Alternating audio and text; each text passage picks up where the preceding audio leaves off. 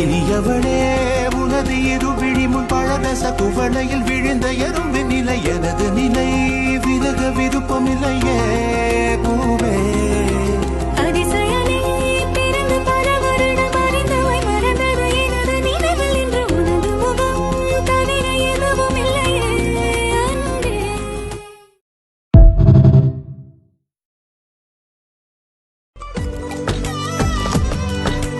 இனியவளே